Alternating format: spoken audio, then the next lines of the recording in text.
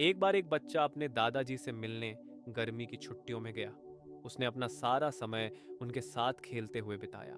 एक दिन बच्चे ने अपने दादाजी से कहा, जब मैं बड़ा हो जाऊंगा तो मैं सफल आदमी बनना चाहता हूँ। क्या आप मुझे बता सकते हैं कि सफल कैसे बन सकते हैं? उसके दादाजी ने सिर हिलाया और उसे पास के एक नर्सरी में ले गए।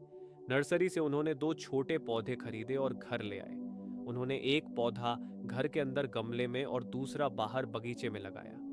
इन दो पौधों में से कौन सा पौधा ज्यादा अच्छा बढ़ेगा? दादाजी ने पूछा।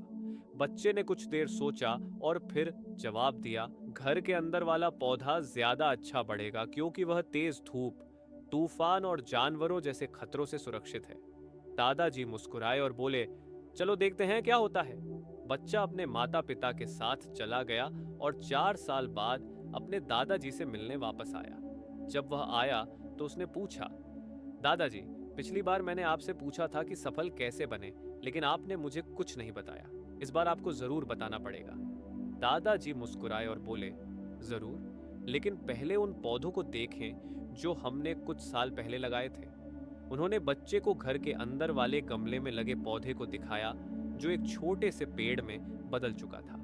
फिर वे बाहर गए और दूसरे पौधे को देखा जो एक विशाल पेड़ में बदल चुका था, जिसकी शाखाएं दूर दूर तक फैली थीं और राहगीरों को छाया दे रही थीं। दादाजी ने पूछा, कौन सा पौधा ज्यादा बढ़ा, कौन सा ज्यादा सफल है? बच्चे ने जवाब दिया, बाहर वाला। लेकिन दादाजी, ये कैसे हो सकता है? उस पौधे को तो कितनी ही परेशानियों का सामना करना पड़ा होगा, फिर भी वो इतना बड़ा कैसे हो गया? दादाजी मुस्कुराए और बोले, हाँ, बाहर वाले पौधे ने कई चुनौतियों का सामना किया, लेकिन उन चुनौतियों ने उसे और मजबूत बना दिया। उसे अपनी जड़ों को जितना चाहा फैलाने की आजादी थी। तूफानों जैसी समस्याओं ने उसकी जड़ों को मजबूत किया।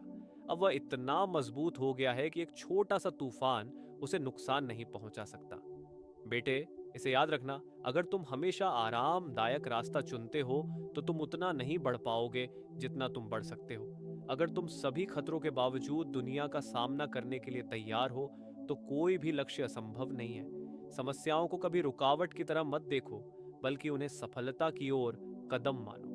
बच्चे ने पेड़ को देखते हुए गहरी सांस ली और अपने दादाजी के शब्दों को समझा। जिन बाधाओं को हम जीवन में दुश्मन मानते हैं, वे वास्तव में हमें और मजबूत और सफल बनाती हैं।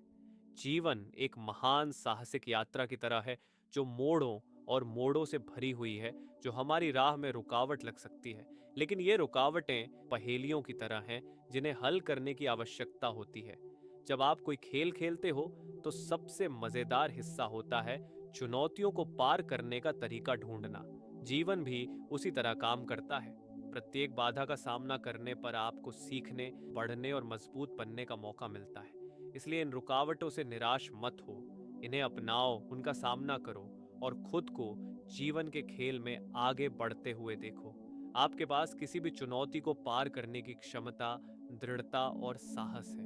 मैं आशा करता हूं कि आपको इस कहानी से कुछ मूल्य मिला हो और आप इसे अपने जीवन में लागू करने की कोशिश करें। हमेशा आगे बढ़ते रहो। और इसी तरह की कहानी और मोटिवेशनल स्टोरीज के लिए हमारे चैनल को सब्सक्राइब करिए। धन्यवाद।